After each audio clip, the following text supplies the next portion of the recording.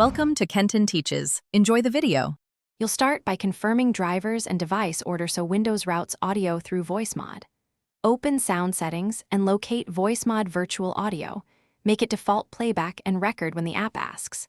Once done, restart the Windows Audio service and the Voicemod service to clear locked handles. This fixes many warnings caused by device conflicts.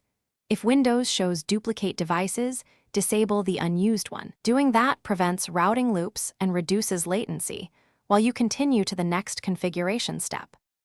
Now align sample rates and app assignments because mismatched rates cause warnings and distortion. In Voicemod and Windows Sound Control Panel, pick the same rate such as 48K HC. Mismatches force device reinitialization. Next, go into each app, Discord, OBS, Games, and explicitly select Voicemod Virtual Audio as input or output.